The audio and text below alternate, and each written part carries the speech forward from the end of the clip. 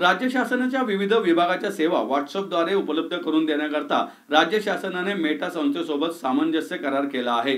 आगामी 6 महिन्यात व्हॉट्सअप गव्हर्नन्सच्या माध्यमातून सुमारे 500 सेवा नागरिकांना उपलब्ध करून देण्यात येणार आहेत। यामुळे नागरिकांना शासकीय कार्यालयातील हेलपाट्यापासून मुक्तता मिळण्यास मदत होणार आहे, असं मुख्यमंत्री देवेंद्र फडणवीस यांनी म्हटलं आहे।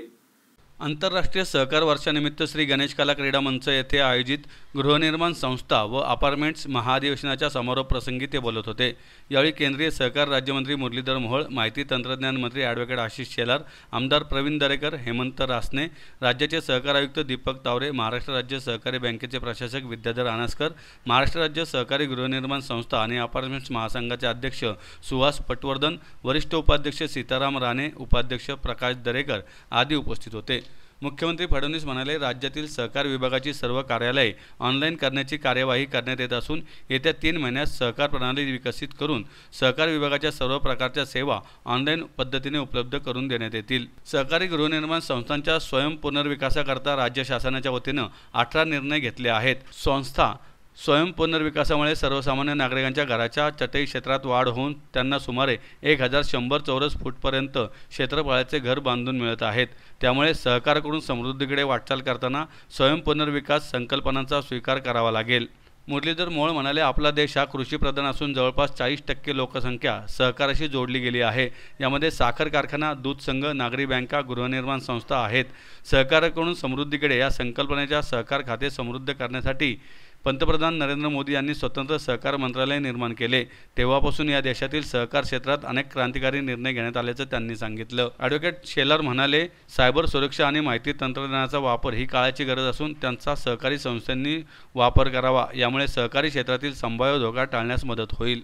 आमदार दरेकर म्हणाले, मुंबई येथे स्वयं पुनर्विकास ही अभियान म्हणून चळवळ उभी राहत आहे। याप्रमाणे राज्यातील इतर सहकारी गृहनिर्माण संस्थांनी स्वयंपूर्ण विकास करण्यावर भर देण्याची गरज आहे। कार्यक्रमात मुख्यमंत्री फडणवीस यांच्या हस्ते महाराष्ट्र राज्य गृहनिर्माण महासंघाने national cooperative union of India यांच्या वतीने सहकारी गृहनिर्माण संस्थेला ऑनलाईन प्रशिक्षण देण्याकरता ई-कोर्स, निवडणूक विषयक ई-कोर्स, ई-कॉम्प्लेक्स हब हाऊसिंग लॉज या प्रणाली लोकार्पण तसेच सहकारी गृहनिर्माण संस्था मार्गदर्शक पुस्तिका, सहकारी गृहनिर्माण संस्था व अपार्टमेंट करता मार्गदर्शक पुस्तिकांचे विमोचन करण्यात आले।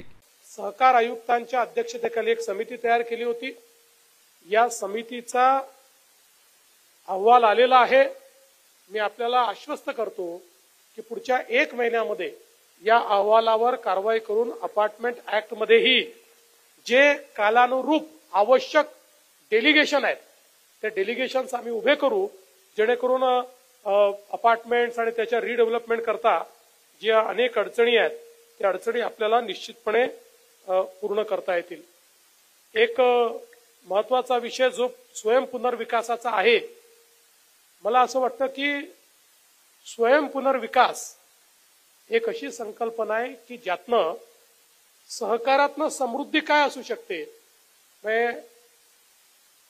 मुंबईमध्ये तर जागेची किंमत इतकी आहे की माणूस उभा राहतो तेवढी जागा देखील मला असं वाटतं की एखाद्या छोट्या गावामध्ये एखाद्याचं एक छोटी झोपडी बनू शकेल इतकी किंमत माणूस उभा राहतो तेवढ्या जागेची मुंबईमध्ये आहे।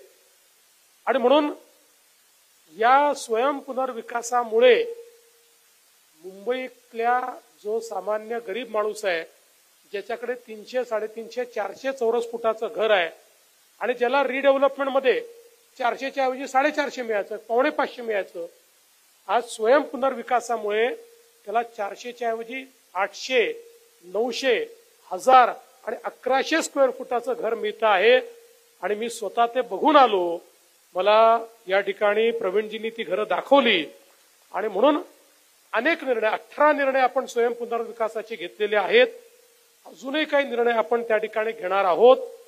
कुठल्याही परिस्थितीमध्ये स्वयं पुनर्विकास हा सोप्या पद्धतीने झाला पाहिजे असा आपला प्रयत्न आहे।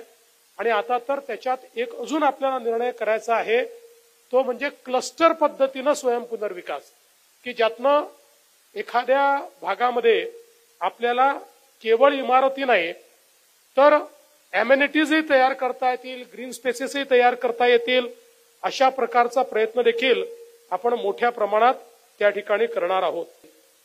एक अजून महत्त्वाचा विषय आपण सगळ्यांनी या ठिकाणी मांडलेला आहे की ज्या विषयातनं आपण हे सांगितलंय की सर्व सहकारी कार्यालय ऑनलाईन प्रणालीने जोडावे. याची सुरुवात आम्ही केलेली आहे, त्याचं डेव्हलपमेंट चाललेलं आहे आणि मी आपल्याला आश्वस्त करतो आणि आमचे सहकारी विभागाचे लोक या ठिकाणी सगळे बसलेले आहेत. तुम्ही त्याची नोंद करून ठेवा. मी इथे जे जे घोषित करतोय जबाबदारी तुमची आहे. त्याची एक नोट तयार करून सचिवांपासून सगळ्यांपर्यंत ती नोट पोहोचली पाहिजे, जे जे मी अनाऊन्स केलं, आणि त्या टाइमलाईन मध्येच ते पूर्ण झालं पाहिजे. त्यामुळे या ठिकाणी कुठल्याही परिस्थितीमध्ये पुढच्या 3 महिन्यात संपूर्ण प्रणाली ही सगळी ऑनलाईन आम्ही करू. आणि नुसती ऑनलाईन नाही तर पुढच्या 6 महिन्यामध्ये हे सगळं तुम्हाला आम्ही व्हॉट्सअपवर उपलब्ध करून देऊ.